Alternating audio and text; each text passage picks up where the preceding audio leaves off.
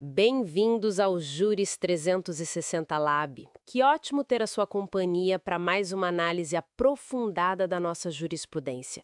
Hoje, o nosso foco está nas decisões mais recentes do Superior Tribunal de Justiça, o STJ, né?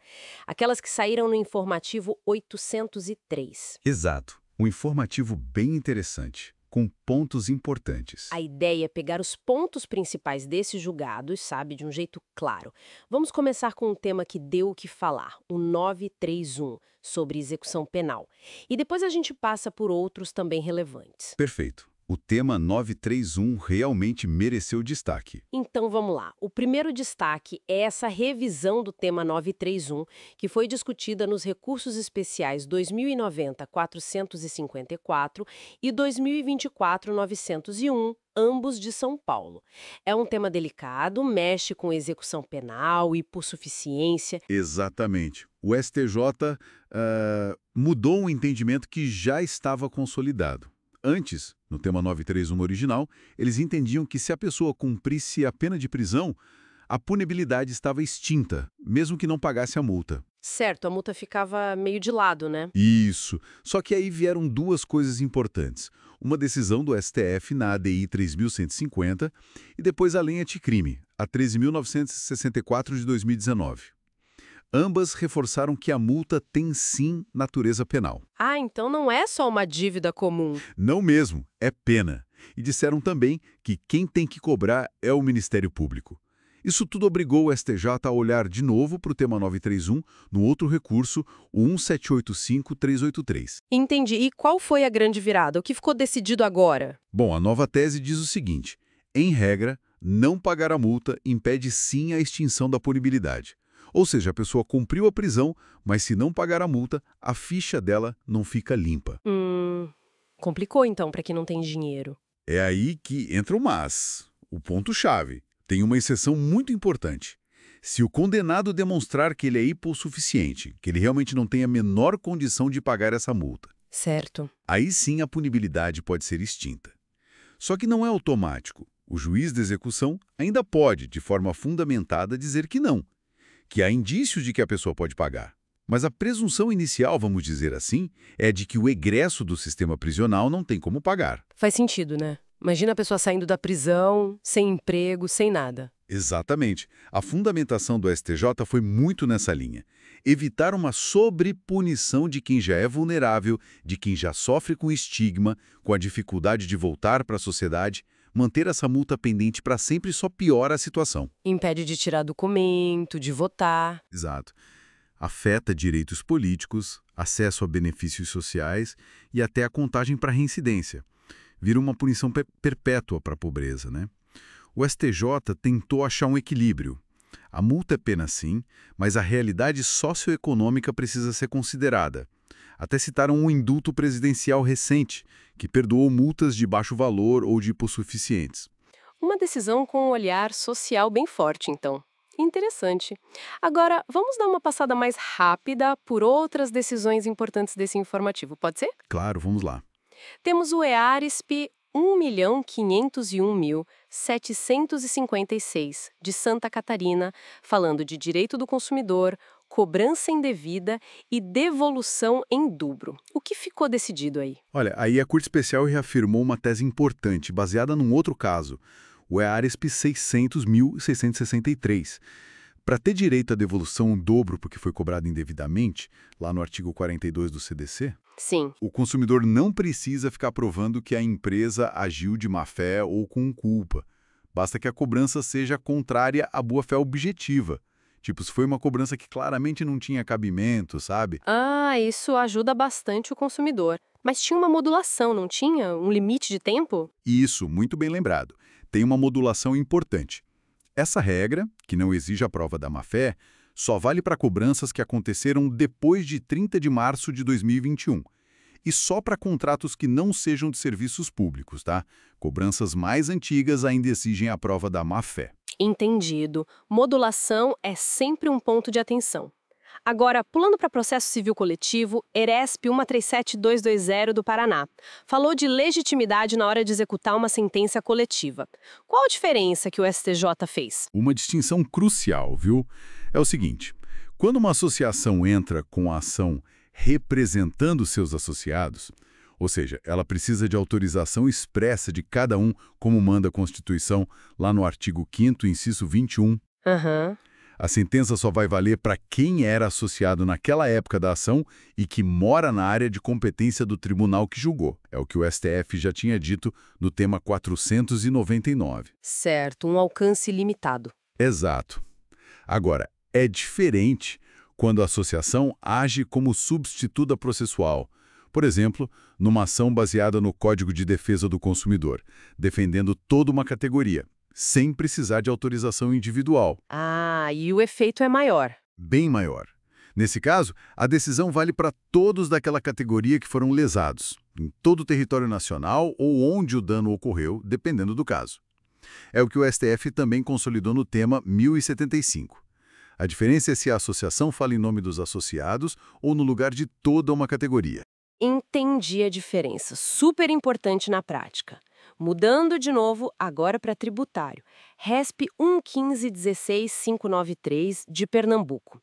A discussão era se o dinheiro devolvido de imposto pago a mais entra na base de cálculo de outros impostos. Como ficou?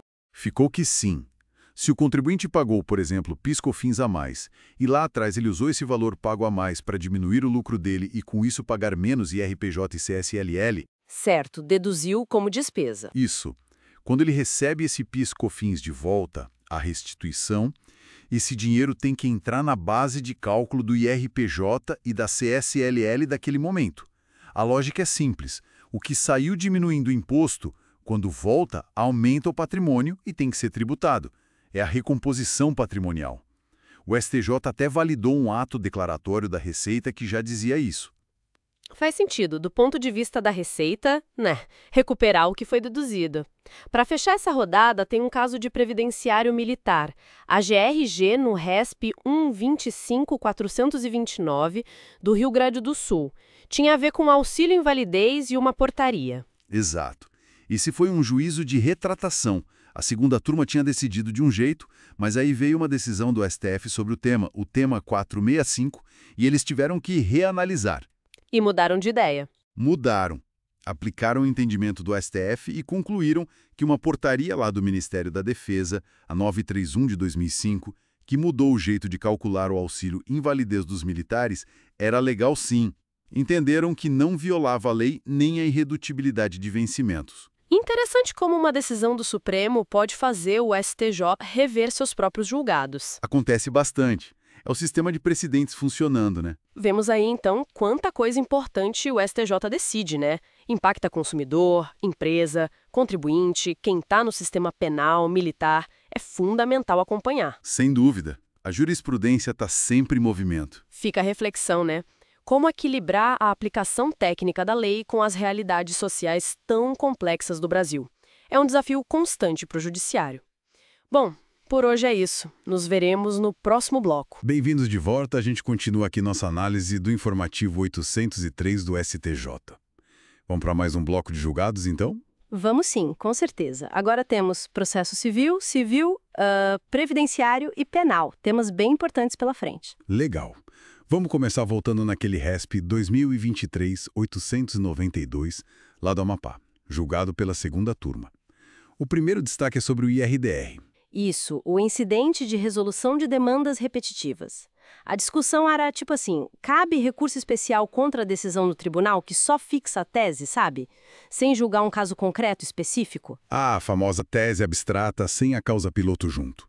E aí, cabe ou não cabe? Então, o STJ disse que cabe, sim. Mas, olha só, ele fez um distinguim, uma distinção importante com um precedente que já existia, o RESP 179374. E qual é a condição para caber nesse caso? O que o recurso especial precisa, digamos, atacar? Precisa discutir especificamente a aplicação das regras processuais. Ou seja, se o procedimento para admitir e julgar o próprio IRDR lá no tribunal de origem foi correto, entende? Entendi. O foco é no processo do incidente em si. Exato.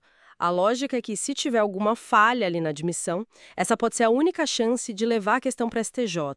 É tipo um controle para evitar que uma tese talvez viciada já comece a valer, né? Faz sentido, uma segurança para o próprio sistema. E esse mesmo RESP, ele trouxe outro destaque ainda sobre RDR, né? Mais focado na estrutura, parece. Isso mesmo. O segundo ponto é para reforçar que, olha, a regra do CPC para o IRDR é usar a causa piloto. O incidente tem que nascer de um processo que já existe, um caso real. E a tese fixada em abstrato, sem caso concreto, seria a exceção da exceção? Exatamente. O CPC até prevê umas situações bem pontuais, né? Tipo, se as partes desistirem no caso piloto ou para revisar uma tese que já existe. São os artigos 976, parágrafo 1º e 986. Fora disso, tem que ter o caso vinculado. Tem que ter, para garantir o contraditório, a participação das partes daquele processo específico. É o que diz o 978, parágrafo único. Nesse caso aí do Amapá, o STJ anulou o IRDR. Anulou por quê? Porque ele foi admitido de forma autônoma, sabe? Sem estar ligado a um processo concreto. Violou essa regra básica do procedimento. Claríssimo. Bom, saindo do processo civil, vamos para a terceira turma.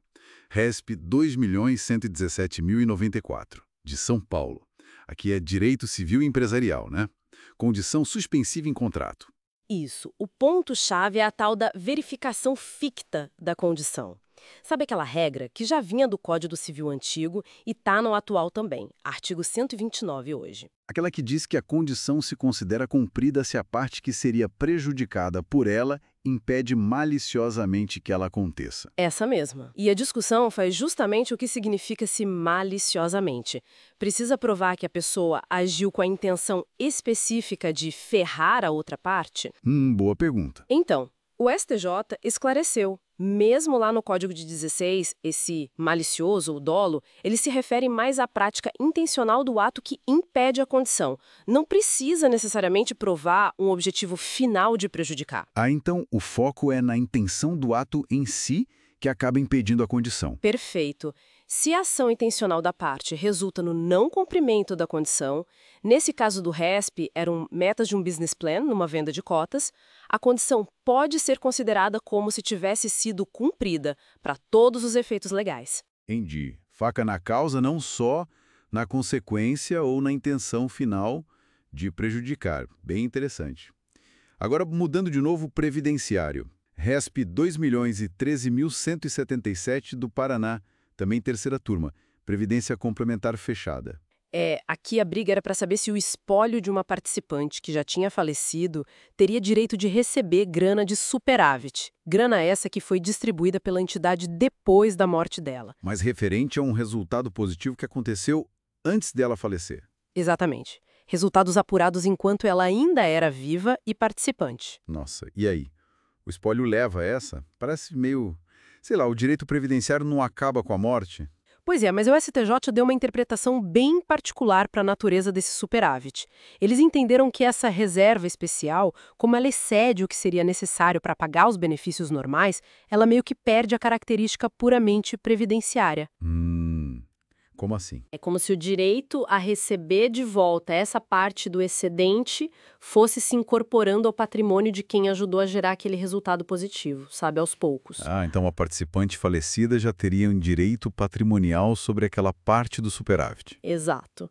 Um direito que já estava ali, acumulado no patrimônio dela. E como direito patrimonial, ele se transmite para o espólio. Não é o benefício em si, mas o direito sobre o excedente financeiro. Que distinção sutil, mas importante. Direito ao benefício é uma coisa, o direito ao resultado financeiro positivo é outra. Legal. Para fechar o bloco, um tema bem sensível, né? ARG no RESP 2080317, de Goiás, quinta turma.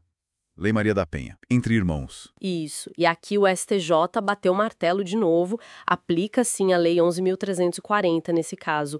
O interessante é que o tribunal lá de Goiás tinha afastado a competência do juizado de violência doméstica. Por quê? Acharam que não era caso de Maria da Penha. Eles não viram uma motivação de gênero clara na agressão do irmão contra a irmã.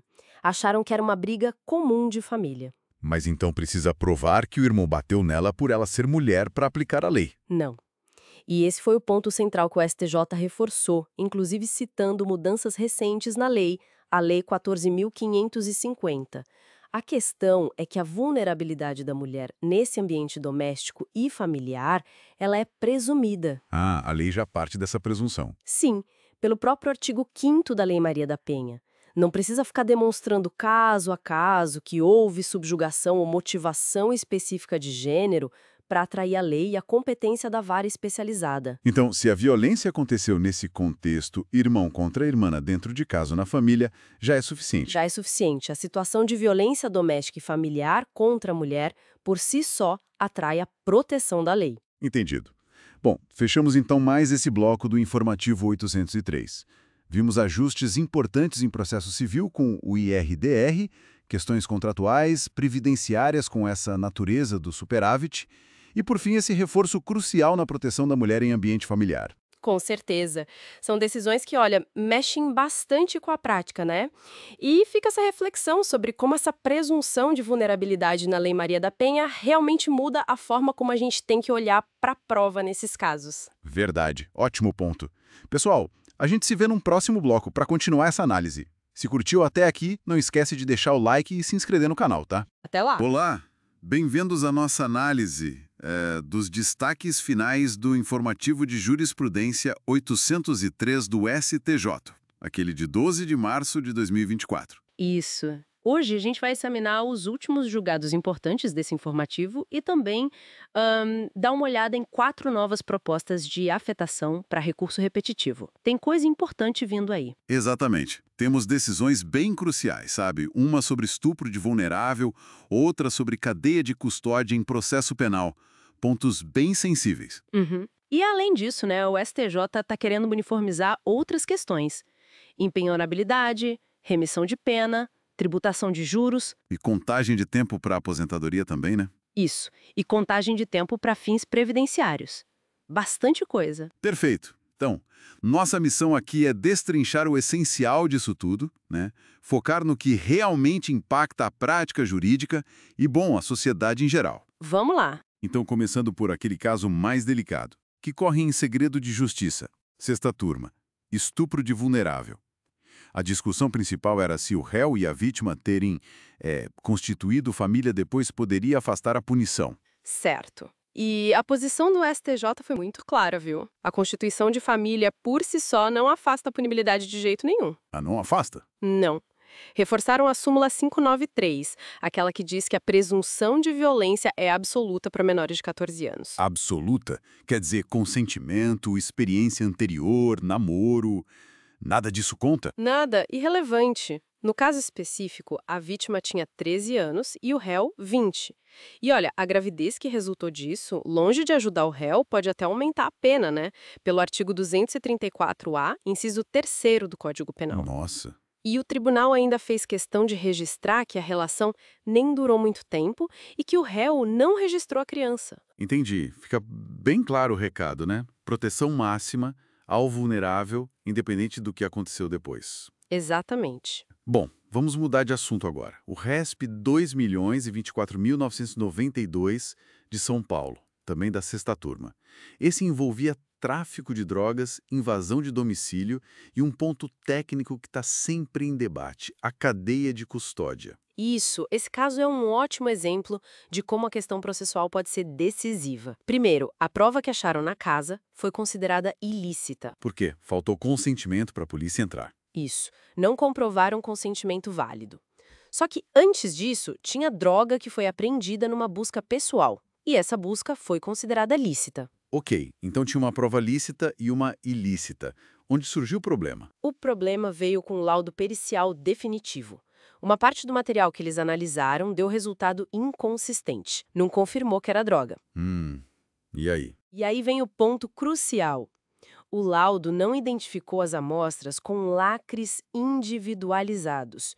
Isso descumpre uma exigência do Código de Processo Penal, o artigo 158-D, parágrafo 1º. A falta do lacre individualizado. Exato. Sem essa individualização, ficou impossível saber, se a amostra que deu inconsistente era da busca pessoal, que era lícita, ou se era da busca na casa, que era ilícita. Entendi. Criou uma dúvida insuperável. Uma dúvida total sobre a materialidade do crime ligado à prova que seria válida. E qual foi o resultado disso? Absolvição, por falta de comprovação da materialidade do delito.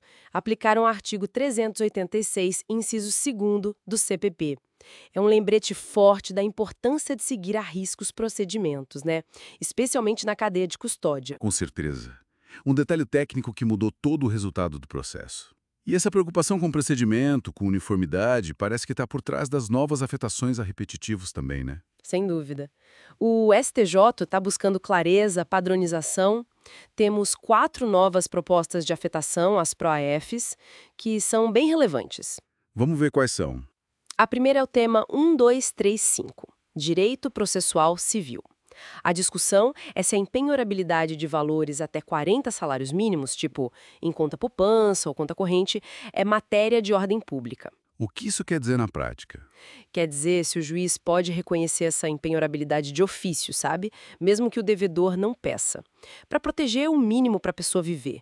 É uma tensão entre proteger a pessoa e seguir as regras do processo. Entendi. Isso afeta muita gente, com certeza. Qual a próxima? A próxima é o tema 1236, Direito Processual Penal. Aqui a pergunta é sobre remissão de pena por estudo, especificamente curso à distância, EAD. Ah, interessante. A questão é, a instituição que oferece o curso EAD precisa ser credenciada lá na unidade prisional para que o estudo valha para remir a pena. O foco é na fiscalização da carga horária, do aproveitamento do preso, né? Se precisa desse credenciamento formal ou se outras provas bastam. Faz sentido. É adaptar a execução penal aos novos tempos do EAD. E na área tributária o que temos? Temos o tema 1237. Esse mexe com processual civil e tributário. É sobre a incidência de PIS e COFINS sobre juros, especificamente a taxa Selic, que as empresas recebem de volta. Em que situações? Quando recebem de volta tributo que pagaram a mais, o chamado indébito tributário, ou quando levantam depósitos judiciais, ou até quando recebem juros de clientes que pagaram em atraso. A grande briga é, esses juros são receita que tem que pagar PIS/COFINS ou é só uma recomposição do dinheiro perdido no tempo? Nossa, o impacto financeiro disso deve ser gigante, né? Para as empresas e para o governo. Enorme. E, por último, uma questão previdenciária. Qual seria? O tema 1238, Direito Previdenciário. A pergunta é se o aviso prévio indenizado, aquele que a empresa paga quando demite sem o cumprimento do aviso, pode contar como tempo de serviço para fins previdenciários. Ah, essa é clássica. A discussão se é salário ou indenização. Exatamente. A natureza jurídica dessa verba e a resposta vai impactar a aposentadoria de milhares de trabalhadores, né? Se conta ou não conta esse período. Fica bem claro, então, o STJ está realmente focado em trazer segurança jurídica para questões bem práticas, né?